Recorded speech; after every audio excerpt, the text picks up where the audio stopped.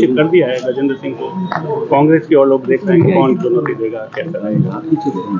देखिए, अब चुनाव लोकसभा का सामने है, तैयारियां चल रही है और जिस प्रकार से हालात बने हैं देश के अंदर वो बहुत खतरनाक बनते जा रहे हैं।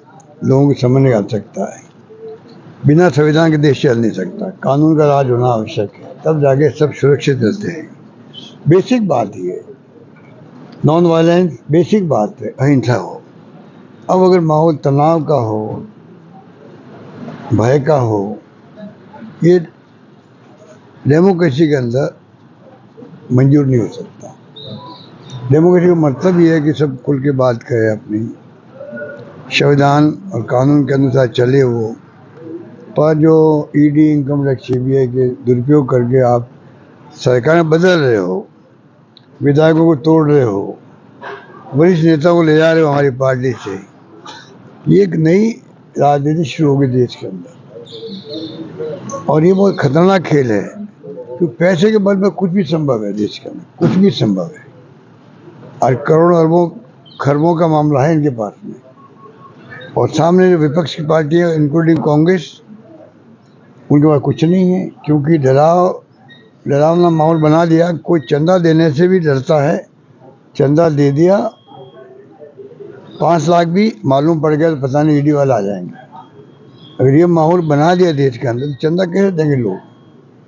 अभी जो असेंबली चुनाव हुए थे, एमएलए ने मुझे आके कहा, हमारे उम्मीदवारों ने, कि साहब हमेशा आके छोटा बड़ा चंदा देने वाले लोग थे, लाइन लगती थी, इस बार वो लाइनें गायब थी।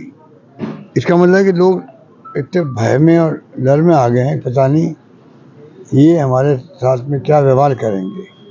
इस माहौल में देश चुनाव हो रहे हैं।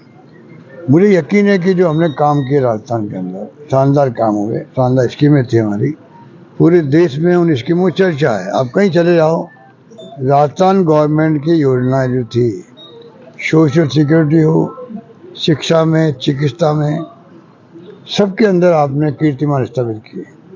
चुनाव हारना जीतना में कई फैक्टर काम करते हैं। मैंने उसमें भी कहा था हारने के बाद में भी, भाई हम हार तो गए हैं, जितना मुझे दुख इसका हारने का नहीं, उतना ज़्यादा मुझे चिंता है देश के अंदर हालात बिगड़ते जा रहे हैं। उनके लिए पब्लिक को भी आगे आना पड़ेगा, नौजवानों को समझना पड़ेगा कि राइट कौन है और गलत कौन है, समझना पड़ेगा। और उस धर्म के नाम पर, जाति के नाम पर आप उनको भड़का दीजिए, नौजवान हैं, भड़क जाएंगे वो। पर आज उनको भी एजुकेट करने का वक्त है। इंटेलेक्चुअल है, प्रोफेसर हैं, प्रेस के लोग हैं, मीडिया के लोग हैं, जो भी हैं, इन सब की ड्यूटी बनती है कि वास्तव में आज़ादी जंग के अंदर भूमिका निभा सकता है मीडिया, तो अभी क्यों नहीं निभा पा रहा है? अभी दबाव में क्यों है? वो डरा हुआ है।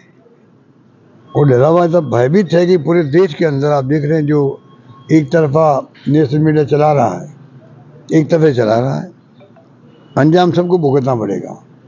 मुझे यकीन है कि जो हमारी स्कीमें शानदार थी, उसका अपना अभी से लोग महसूस करते हैं कि हमसे गलती हो गई या स्कीम अच्छी थी, लोग याद करते हैं। दूसरा, नई गवर्नमेंट बनी है, अब 3 महीने बाद में वो अभी तक कुछ कर नहीं पा रही है, तो वो भी एक इश्यू बना हुआ है। मुझे यकीन है कि अगर इस माहौल के अंदर हम सब मिलकर अगर ढंग से उतरेंगे मैदान में, उम्मीदवारों का चयन अगर अच्छा हो जाएगा तो अच्छे परिणाम आएंगे राजस्थान, मुझे यकीन है। एक खाता सी जो पार्टी है, जो लोकतंत्र की हत्या कर रहे हैं, उसी का पार्ट है। आप एक पॉलिटिकल पार्टी के 200-300 करोड़ रुपये थे अकाउंट में, आपने 18-19 के पुराने कुछ ड्यूज थे। ड्यूज क्या होता है? इनकम टैक्स में ड्यूज चलते रहते हैं, पेनल्टी लगती है, नोटिस दिए जाते हैं, जवाब आता है, आपने खाते सीज नहीं किए हैं, जितने 12-13 अकाउंट थे छोटे मोटे, उस समय पैसा निकाल लिया है। इनकम टैक्स को क्या अधिकार है बैंकों के पैसे निकालने का? इनकम टैक्स ज़्यादा खातों को ब्लॉक कर सकता है, तो आप पैसा नहीं निकाल पाएंगे पार्टी। यहाँ तो समझ में आता है, तो आप पैसा विड्रॉ कर लो। मैंने सुना है, आप पता कर लीजिए, ये पहली बार हुआ होगा मेरे ख्याल से। तो पता नहीं क्या हो रहा देश के अंदर। अभी हम बोलते हैं, लोगों को लगता है कि पॉलिटिकल बात करते हो, ये पॉलिटिकल बातें नहीं है, ये देश की हकीकत है जो मैं बता रहा हूँ आपको। धन्यवाद।